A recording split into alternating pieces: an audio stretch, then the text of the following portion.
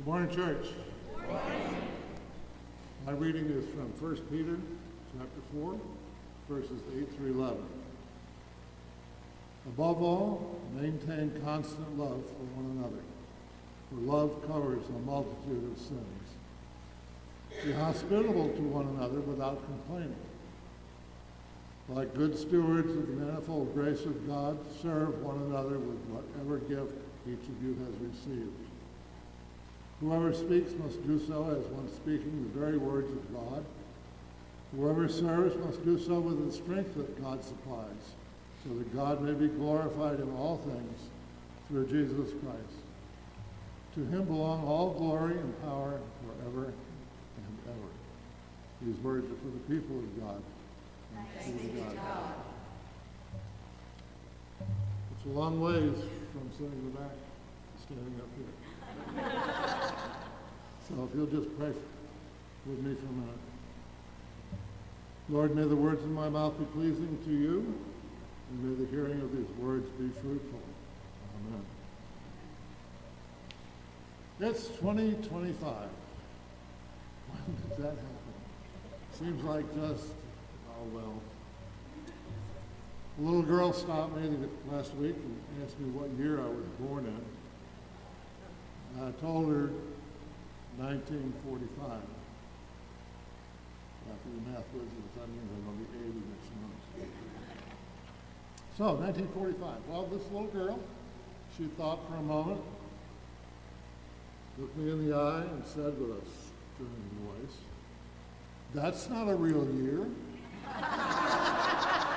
Real years begin with a 20. Oh gosh, I guess that makes me, well, pretty old. More fortunately, I don't feel that way. I feel real. In this church, this congregation here in Alamance County, North Carolina, well, we just had a real year. 2024 was a year to celebrate. And the incredible part is that we celebrated the year best when we went beyond the walls of this building, when we left the comfort of the church and went into God's not always so comfortable world. I also need to tell you that you've been used. Yeah, church, we've been used. I know usually when you hear that, it usually starts with, I hate to tell you, but you've been used. Well, not today, because in the real year of 2024, church, God chose to use you in marvelous ways, here locally and throughout the world. We touched lives, a lot of lives, in a multitude of ways. Through our stepping outward, we provided food and drink. We provided clothing. We welcomed strangers. We addressed health issues. We visited folks in jail. We were in God's world doing God's mission. In response to his calling as a church, as teams, as individuals, we touched hundreds, maybe even thousands of lives. Really. There were no judgments, no preconceived expectations of anything in return on our part, no strings attached. Indeed, God loves a cheerful giver, and that's the status of missions activities here at FUMCJ. I found this quote online, and I forgot to write down where I got it, but it's not me. We are to care for and serve the poor, the sick, and the marginalized members of society. We are to share our resources with those in need, giving freely and cheerfully. We have responsibilities for the earth, the people, the widows, family, the poor, the animals, and do for yourself. This church in 2024 responded to the needs of local communities and the world in a multitude of ways. We provided financial support to some 45 individuals, groups, and agencies. We assembled 30 cleaning buckets for Encore to be used in western North Carolina. We built handicap ramps. We kept a little pantry outside supplied with food, sometimes twice a day. We prepared personal hygiene kits for Days with Girls, which has been renamed to Men's Ministry. We have a new bulletin board just outside of Pastor Dwayne's office. We wrapped Christmas presents for our residential treatment services of Alamance County. And one of our Sunday school classes support them with $100 a month. We made dog biscuits for the animal shelter and cookies for police officers. We collected school supplies, books, clothing for children at South Grand Elementary School. We filled backpacks with more than $8,000 worth of food items. We sent care packages to college students.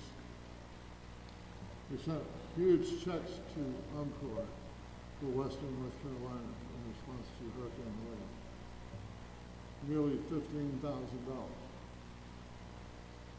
We recycled styrofoam, batteries, and cardboard.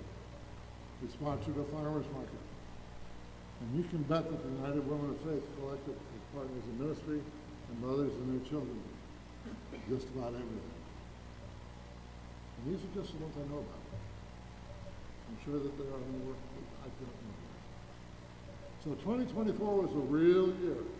Good job, church. So will 2025 be a real year? Well, let me tell you, 2025 will be a real year. We're going to do it John Wesley's way.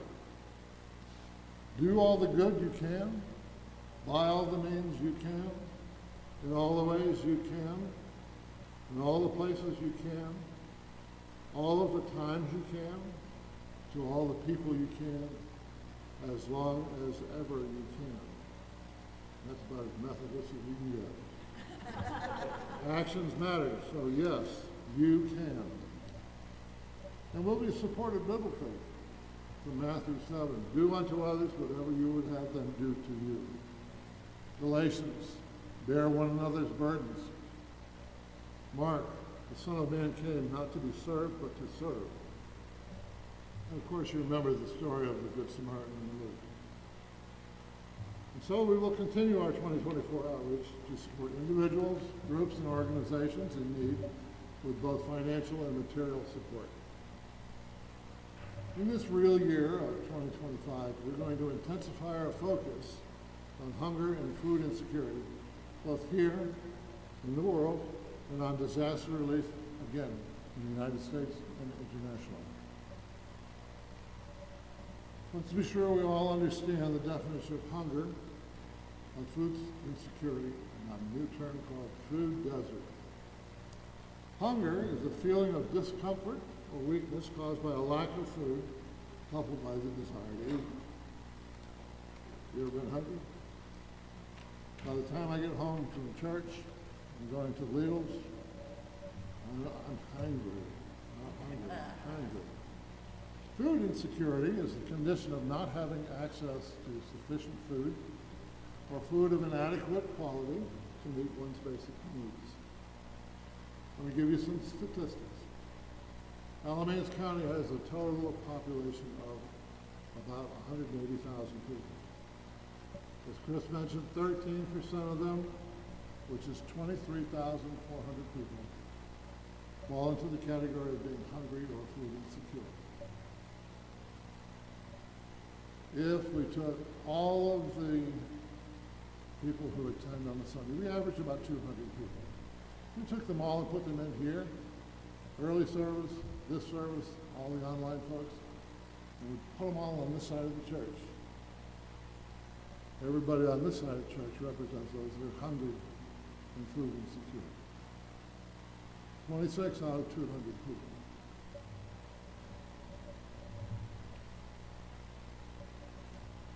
The statistics that I read said that the national average is 1 out of every 10 or 11. We're 13. We're more food insecure than we are national. And you know what? They look just like you and me. Except they didn't have anything for breakfast. They don't know where their lunch is coming from. They don't know where their dinner's coming from. Maybe they have a bit to eat some nabs or some sugary cereal. And one other thing is parts of Alamance County, according to what I read from Elon University, Alamance County is considered to be a food desert. What's a food desert? A food desert is a geographic area where residents have limited access to affordable and nutritious food. Several factors create food desert. One is distance from the store. One is lack of transportation. Another is low income. Another is limited availability of healthy food retailers. Eye-opening, isn't it? It reads pretty easy, but it's a complex problem. And then, as you know, we've just been reading about all this stuff out in LA. There's 150,000, that's almost the total population of Alamance County. 150,000 people are displaced. And of course, we know that in western North Carolina and Tennessee, there were 375,000 people who were displaced, twice the population of that county. That's a real food desert. That's all of the stories that are going on. In response to this refocusing on hunger and food insecurity and disaster relief, we're going to add several new activities. First is to include the Second Harvest Food Bank of Northwest North Carolina to our list of financial support recipients. Alamance County is part of that group. Second is to partner with an organization called Rise Against Hunger. This group was here at UMC back in 2015 and 2013. What we're going to do is package rice, soybeans, dehydrated vegetables, and a package of supplemental nutrition. They're going to be used for distribution somewhere else in the world. We're going to aim to, in 2 hours on Saturday morning, we're aiming to get 10,000 meals packaged. And that'll come at a cost of 41 cents a meal. So we're going to do some fundraising for that. We're going to need 40 to 50 volunteers and a coordinator for this team to work with the team from Rise Against Hunger. If you feel so moved to help with this initiative, I would really appreciate it. The third new activity is to create a group I'm calling the KIT Corps, KIT-KORPS.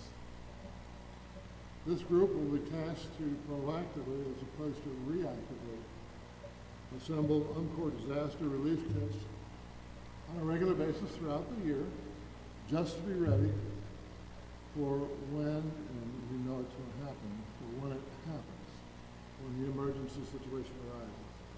These kits will be cleaning buckets, hygiene kits, and menstrual hygiene kits. Again, if you feel moved to coordinate with me, get this done. I would really appreciate it. Now it's time for me to pitch Faith Promise 2025. As many of you know, Faith Promise is the primary financial support arm of missions here at UMC. It was created in 1979, and last year we went over the $500,000 in contributions to it, over $500,000. Checks were dispersed to more than 40 organizations, and those checks were in excess of $22,000. Just for your information, there is no line item in our regular budget for missions. All of our missions work is done through donations of time, talent, and financial support. As most of you know, Faith Promise is a second mile giving activity.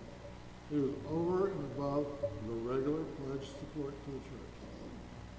It is based on a personal, one-on-one covenant with God. For some of us, it's a little bit of a stretch, maybe even sacrificial. It's a nudge. Remember Pastor Claire's sermon on the nudge? In either case, participation in Faith Promise is not to be undertaken without a prayerful conversation with God. I'm sure that you have seen the Faith Promise insert in your bulletins. I invite you to fill one out as your call, or you can take it home and bring it back, again as your call, or you can use the QR code for our website, or simply call the office. So many ways. But please, please, please, know that Faith Promise is not everyone's thing. Talk it over at home, spend a couple minutes in prayer. Nudges don't come to everyone every time. Your nudge may come in a different way at a different day. If you filled out your invitation today, you can place it in one of the collection boxes, and then our thanks as you read. I have personally been so blessed to be working with the missions and the missionaries at this church.